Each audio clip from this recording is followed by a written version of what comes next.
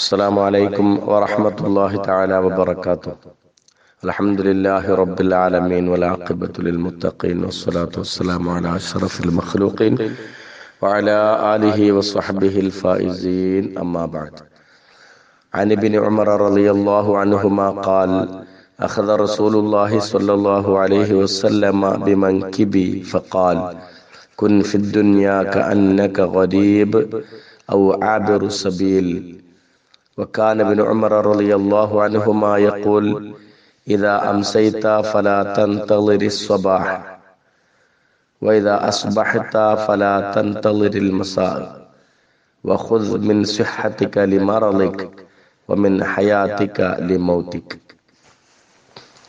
മഹാനായ ഇമാം ബുഖാരി റളിയല്ലാഹു അൻഹു ഉദ്ധരിച്ചിട്ടുണ്ട്, അബ്ദുല്ലാഹ് ഇബ്നു ഉമർ റളിയല്ലാഹു അൻഹുമ എന്നിവരിൽ നിന്ന് നിവേദനം, മഹാൻ പറയുന്നു: അഖദ റസൂലുള്ളാഹി സ്വല്ലല്ലാഹു അലൈഹി വസല്ലം ബിമൻകിബി, തിരുനബി സ്വല്ലല്ലാഹു അലൈഹി വസല്ലം എന്റെ രണ്ട് ചുമലുകൾ പിടിച്ചുകൊണ്ട് പറഞ്ഞു: കുൻ ഫിദ്ദുനിയാ കഅന്നക ഗരീബ്,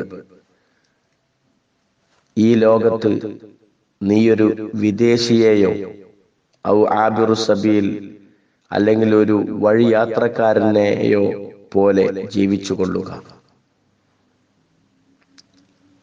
വകാന ഇബ്നു ഉമർ റളിയല്ലാഹു അൻഹുമ, അബ്ദുല്ലാഹ് ഇബ്നു ഉമർ റളിയല്ലാഹു അൻഹു പറയാറുണ്ട്: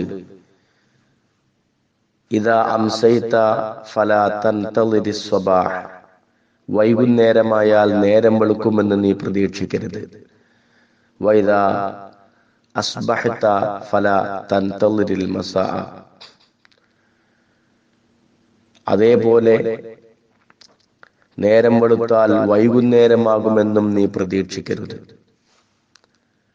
വഖുദ് മിൻ സിഹ്ഹതിക ലിമറദിക, ആരോഗ്യഘട്ടത്തിൽ നിന്ന് അനാരോഗ്യഘട്ടത്തിലേക്കും, വമിൻ ഹയാതിക ലിമൗതിക, ജീവിതത്തിൽ നിന്ന് മരണത്തിലേക്കും വേണ്ടത് കരുതി വെക്കുകയും ചെയ്യുക. നമുക്കറിയാം, അമിത പ്രതീക്ഷകളും ആശകളും ആശങ്കകളുമാണിന്ന് ഏതൊരാളുടെയും ശാപം. സത്യത്തിൽ ഇവയൊന്നും മുഅ്മിനിന് ചേർന്നതല്ല.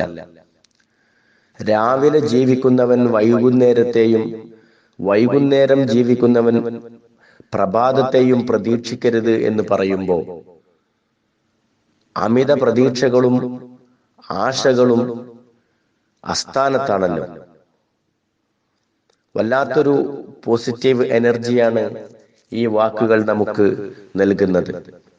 ഏത് നിമിഷവും നിന്നെ മരണം പിടികൂടാം എന്നാണ് ആ വാക്കിന്റെ അർത്ഥം.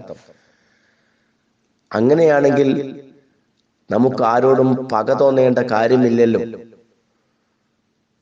രാവിലെ പ്രഭാതത്തിലായവൻ പ്രദോഷത്തിലാകുമെന്ന് പ്രതീക്ഷയില്ലെങ്കിൽ എവിടെയാണ് വഴക്കിടാനും പക വെച്ച് നടക്കാനും മറ്റുമൊക്കെ നമുക്ക് സമയമുള്ളത്? കുതികാല് വെട്ടാൻ സമയം കാണുന്നത് ഒന്നുമില്ല.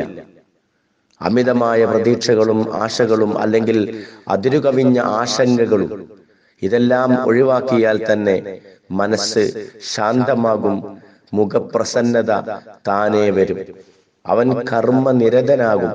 കാരണം ഏതു നിമിഷവും രോഗിയായേക്കാം, ഏതു നിമിഷവും മഹാമാരി പോലെയുള്ളത് പിടിപെട്ടേക്കാം. അള്ളാഹു കാത്തു രക്ഷിക്കട്ടെ. അപ്പൊ ഈ ഒരു രീതിയിലാണ് ഒരു മുഅ്മിനിന്റെ മുന്നോട്ടുള്ള ഗമനങ്ങൾ ഉണ്ടാവേണ്ടത്. അതുകൊണ്ട് തന്നെ ഈ ആരോഗ്യഘട്ടം എങ്ങനെ ഉപയോഗപ്പെടുത്തണമെന്ന ഒരു തീരുമാനത്തിലേക്ക്, ഉറച്ച ഒരു കാൽവെപ്പിലേക്ക് അവൻ മുന്നോട്ട് ഗമിക്കേണ്ടതുണ്ട്.